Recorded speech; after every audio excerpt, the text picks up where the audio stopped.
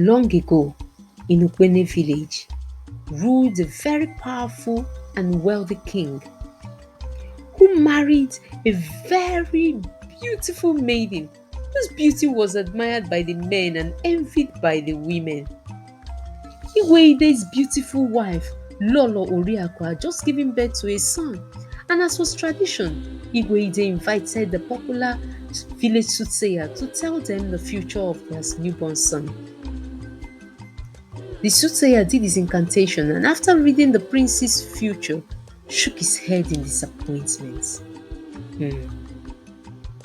Igweide urged him to say what he saw, and with a trembling voice, he announced that the prince will kill his father and marry his mother. Alarmed, the elders and chiefs inquired on the solution, but the soothsayer announced that the only solution for the prophecy not to come to pass was to have the prince killed. The soothsayer was known all over the land to be very and always accurate with his prophecies. He was the best in the land, so without doubt, the Igwe, though pained, did as the gods instructed to avoid such abomination from happening.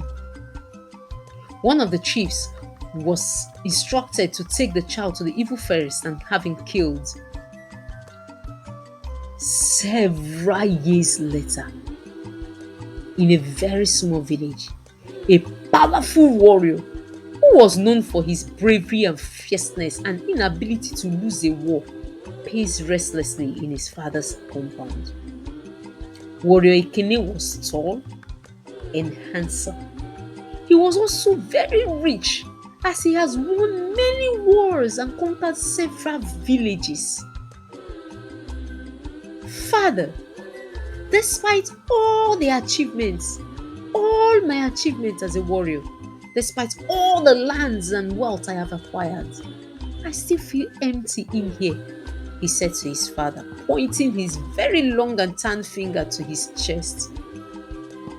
His father, who was a powerful and skilled hunter during his youth, responded to him, Ekene, my son, I am proud of the man you have become. I think it's time to find a wife to fill that void in your heart, my son. Warrior Ekene assured his father that was not the case. Marrying a wife now will not fill the emptiness he felt in his heart. Few weeks later, Ekene's friend, Udo, told him of a very beautiful village full of wealth and plenty, whose king was so powerful. No warrior had been able to conquer the village.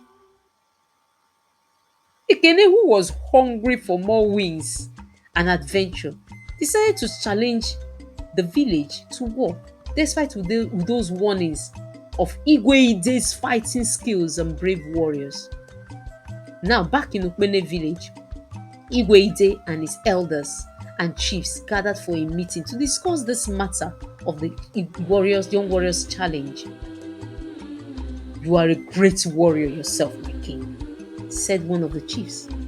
Your bravery and war skills has driven away all our greedy neighboring villages, as you are feared and respected by all. If you do not take up this warrior's challenge, it will be seen as weakness on your part. Yes, my king, put in another chief. Take up his challenge, and as usual, bring honor to your name and your people. So, Igweide took up Warrior Ekene's challenge. It was a battle like never have been heard, as warriors of Ukpene village and Warrior Ekene's warriors fought with everything in them. However, warriors of Ukpene village wondered if they were fighting with men or spirits, as Ekene's warriors moved like the wind and their blades shone like the sun. Before Ukpene village could realize what was happening, Warrior Ekene and his warriors had conquered and captured Ukpene village. In no time, Warrior Ekene stood face to face with Igweide Standing tall, not accepting defeat, Igwe stared at Warrior Ekene with a determination to uphold his honor and save his land. Warrior Ekene, on the other hand, with a hunger for success burning in his eyes, he stared at Igwe with his teeth bared and his hands shaking to go for the kill. Both, tall, dark, broad forehead and determined, clashed as they fought with all within them. Strong and very experienced, Igwe put in his very best in the fight. But Warrior Ekene was not only younger, he was skilled and faster. In no time, Warrior Ekene drove his blade into Igwe's heart in pain. Into Ide's heart. In pain, Igwe clutched at Warrior Ekene's shirt as he fell to the ground, ripping Warrior Ekene's shirt in the process. This action revealed Warrior Ekene's chest. Igwe's eyes expressed shock as he died. Now, according to tradition, anyone who conquers a village automatically inherits the king's properties and family. He has the decision to do with them as he pleases. When the chiefs of Okpene village rushed into the palace, they saw Warrior Ekene standing proudly over Igwe's lifeless body, with his chest heaving from the strength spent in the fight and Igwe's blood dripping from the blade. Warrior Ekene's turned to the chiefs of Okpene village as they rushed in. They wept as they saw their king on the floor, but went into shock when they saw Warrior Ekene's chest. "Who are you?" With a trembling voice, an elder inquired. "What have you done?" Another elder puts in. "Aru emenu!" A third elder cried. Just then, the soothsayer appeared. He took in the scene and shouted, "Disobedience! Disobedience is the end of a man!"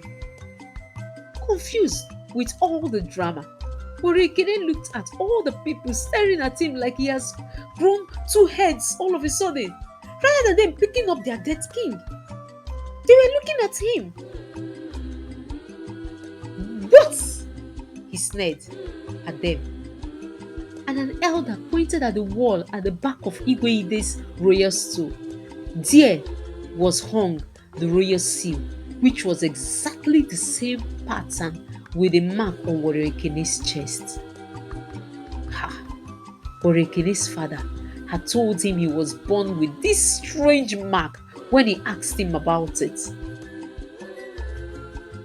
You are supposed to be dead. How come you are alive?" the soothsayer said. "Chief Ikenga, speak or drop dead now," the soothsayer said to one of the chiefs. It's my fault," said Chief Ikenga, staring at his own hands. "I could not kill the young prince. He was just a baby. So I left him in the forest for wild animals to devour him. I didn't know he would survive. I don't know how he survived." Still confused, Warrior Ekene pushed his way through them all as he rushed back home to his father. When he got home, he told his father all that transpired in Okpene village. "My son," Warrior Ekene's father said, "I am not your father. You know, I was a great hunter. In one of my journey to the forest, I had found you abandoned in the forest and brought you home with me. I had heard that a certain king in a certain village killed their prince because of a prophecy, but I did not know it was you, or suspect that you were royalty even at that," he explained. Devastated, Warrior Ekene wept. All because of a stupid prophecy. I had killed my own father and would have married my mother if my chest was not burned by the dying king. I have committed an abomination, he wailed. You are not to blame, my son. The gods are, his father said. Go back to your land. Take what is rightfully yours. What was ripped from your hands when you were born, go take it back. Go take back your father's throne, my son. His father encouraged him. Warrior Ekene went back to Igbo village. He did the necessary rituals to cleanse himself and the land of the abomination committed. He gave Igwe a befitting burial worthy of a great king. His mother forgave him and welcomed her son back home. After all, it was not his fault. He was not to blame, she said to herself.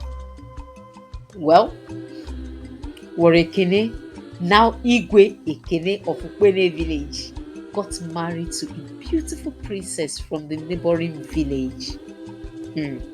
Together, they ruled Ukpene with love and honor. The end.